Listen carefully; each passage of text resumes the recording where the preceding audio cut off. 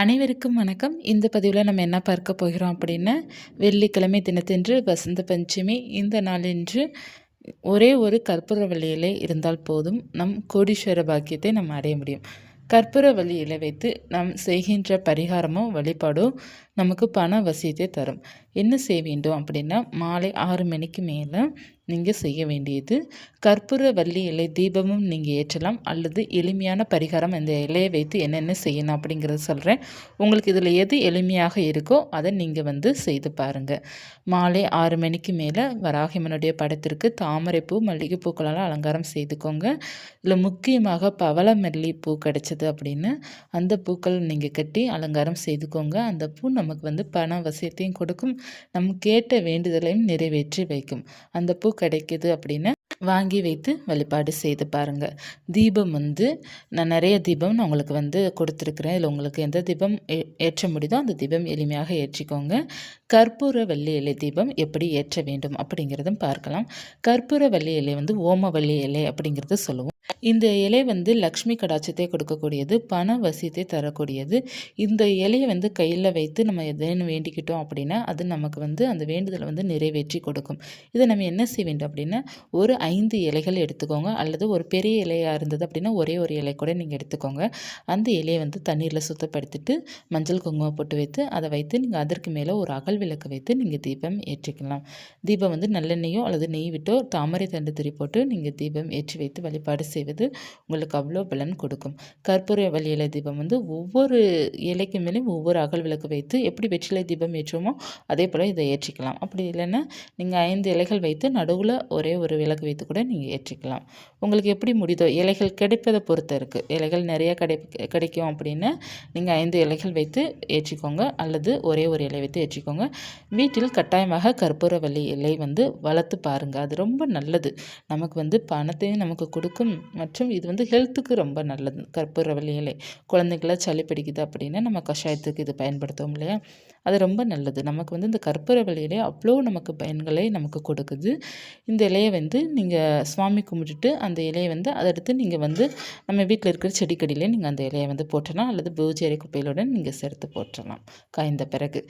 அதற்கடுத்து நீங்கள் பண விஷயத்திற்காக செய்ய வேண்டிய எளிமையான கற்பூரவள்ளி பரிகாரம் என்ன அப்படின்னா, ஒரு அகல் விளக்கில் ஒரே ஒரு கற்பூரவள்ளி இலையை வச்சுக்கோங்க. அதில் பச்சை கற்பூரமும் மற்றும் சாதா கற்பூரமும் வைத்து நீங்கள் அதை எரிச்சிடுங்க.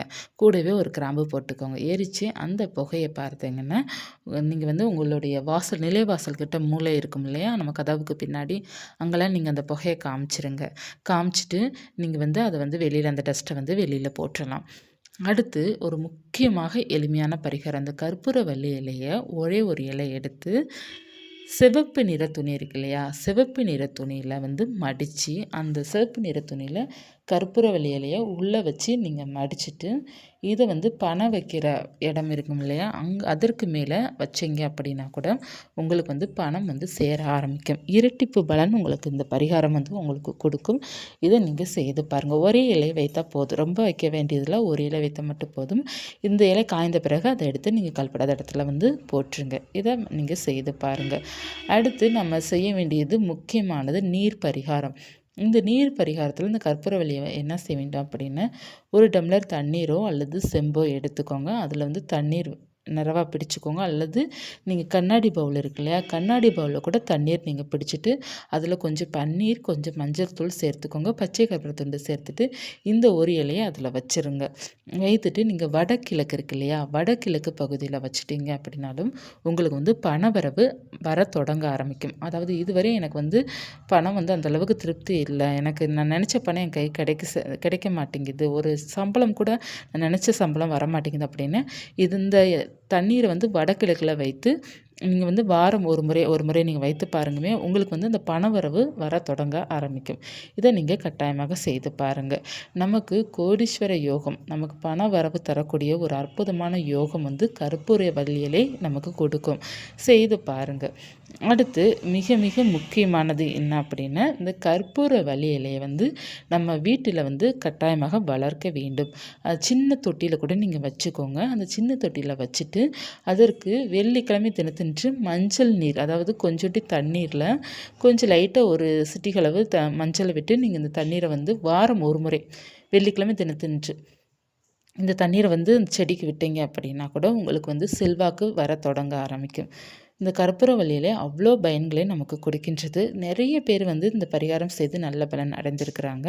நீங்களும் கட்டாயமாக செய்து பாருங்கள்.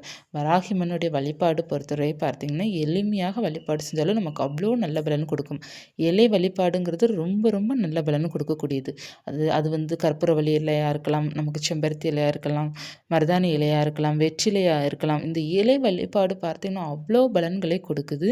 ஏன்னா நமக்கு வந்து பூ கிடைக்கல அப்படின்னா கூட நம்ம இலையை வைத்து திருப்தியாக வழிபாடு செஞ்சால் கூட அதற்கு அவ்வளோ பலன் கிடைக்குது. ஏன்னா நமக்கு பூ கிடைக்கல, அது கிடைக்கல, இது கிடைக்கலன்னு நம்ம யோசிப்போம். ஏன்னா நிறைய விலை போய்க்கிட்டு இருக்குதே, நம்மளால் நினச்ச பூ வாங்க முடியலையே அப்படி நம்ம நினச்சா கூட வராகிமன் பார்த்துக்கிட்டு ஒரு இலை வைத்து வழிபாடு செய்து பாருங்கள். அன்னையோட அருள் பரிபூர்ணமாக இருக்கும். நம்மக்கிட்ட என்ன இருக்கோ அதை வைத்து நம்ம எளிமையாக வழிபாடு செய்ய செய்ய வராகி அன்னை வந்து வரங்களை அள்ளி தருவார்கள். நம் கேட்டது நிச்சயமாக கிடைக்கும். வசந்த பஞ்சமி வந்து குழந்தைங்க கல்விக்காக கட்டாயமாக வழிபாடு செய்யுங்க. வராகிமனுக்கு தீபத்தை ஏற்றி வைத்து ஏதேனும் ஒரு தீபத்தை, வெள்ளம் தீபம் ஏற்றலாம், நீங்கள் கல்லுப்பு தீபம் ஏற்றலாம், நெய் தீபம் ஏற்றலாம், கற்பூரவள்ளி இலை தீபம் ஏற்றலாம், வெற்றிலை தீபம், தேங்காய் தீபம், உங்களுக்கு எந்த தீபம் பிடிக்குதோ அந்த தீபத்தை ஏற்றி வைத்து, தாயே பிள்ளைங்க நல்லா படிக்கணும் அப்படிங்கிற மாதிரி நீங்கள் வேண்டிக்கோங்க. குழந்தைங்கள் படிப்பில் சிறப்பாக வருவாங்க. பண பிரச்சனை இருக்குது, கடன் இருக்குது, வேண்டிக்கோங்க. நிச்சயமாக எல்லாமே சரியாகும். அடுத்த வசந்த பஞ்சமி வருவதுக்குள்ளே உங்கள் வாழ்க்கை வந்து வசந்தத்தை கொடுக்கும். வராகினி நிச்சயமாக வாழ்க்கையும் வளத்தை கொடுக்குறாங்க. நிறைய பேர் நீங்களே பார்த்துருப்பீங்க. எத்தனையோ பேர் வந்து வழிபாடு செய்து நல்ல பலன் அடைந்திருக்கிறாங்க. எனக்கு தெரிஞ்சவங்க வராகியம்மனை வழிபாடு செய்தவங்க இப்போ பார்த்தீங்கன்னா மாடிக்கு மேலே மாடி வீடு கட்டிகிட்டு இருக்கிறாங்க. அதாவது அவங்க வந்து பார்த்தீங்கன்னா ரொம்ப கஷ்டப்படுறவங்க தான். இப்போ சடனாக அவங்களுக்கு பார்த்தீங்கன்னா அவங்க நல்ல நிலைமைக்கு வந்து அவங்க பார்த்தீங்கன்னா இப்போ 2 மாடி வீடு கட்டிகிட்டு இருக்கிறாங்க. அவங்க வந்து சொன்னது ஒன்றே ஒன்று தான். அவங்க வந்து வராகியம்மனை வந்து வழிபாடு செய்ததுனால தான் என் வாழ்க்கையே மாறுச்சு அப்படிங்கிறது சொன்னாங்க. அது உண்மைதான். அவங்க வாழ்க்கையில் நிறைய கஷ்டத்தை அனுபவிச்சிருக்கிறாங்க. நிறைய சொத்து வர வேண்டியது வராமல் அவங்களுக்குள்ளே இருந்தது. ஏகப்பட்ட பிரச்சனைகள் இருந்தது அவங்க குடும்பத்தில். எல்லா பிரச்சனையும் சரியாகி இப்போ அவங்களுடைய பசங்களுக்கு வந்து வீடு கட்டி இப்போ நல்லா வாழ்கிற அளவுக்கு அவங்களுக்கு கடவுள் வந்து எல்லா வழியும் அவங்களுக்கு காமிச்சிட்டாங்க. ஸோ நம்ம உண்மையான பக்தியுடன் வழிபாடு செய்யும்போது நமக்கு என்னென்ன தேவையோ அத்தனையும் வந்து அன்னை நமக்கு வந்து ரெடி பண்ணி தருவாங்க. நீங்கள் செய்கின்ற ஒவ்வொரு வழிபாடுமே வீணாகாது. அதற்கு அவ்வளோ பலன் உங்களுக்கு நிச்சயமாக தரும். விளக்கேற்றி வைக்கிற வீடு வீணாகாது சொல்லுவாங்களே, அதே போல் தான் நம்ம செய்கின்ற ஒவ்வொரு பூஜையும் ஒவ்வொரு வழிபாடும் முழு நம்பிக்கையுடன் செய்ய செய்ய நம்ம வாழ்க்கை வந்து நிச்சயமாக நல்ல நிலைமைக்கு வரும். முன்னேற்றங்கள் இருக்கும். பணத்தாலேயும் முன்னேற்றம் இருக்கும், சந்தோஷத்துலேயும் நமக்கு முன்னேற்றங்கள் இருக்கும். நிம்மதியாக ஒரு வாழ்க்கை வந்து வாழ முடியும். கட்டாயமாக வந்து முடிந்த அளவுக்கு எளிமையாக வழிபாடு செய்துக்கோங்க. ஏதேனும் ஒரு இனிப்பு வைத்து நெய்வேத்தியம் பண்ணி வழிபாடு செய்யுங்க போதும். இந்த பதிவு உங்களுக்கு பயனுள்ளதாக இருக்கும்னு நினைக்கிறேன். நன்றி.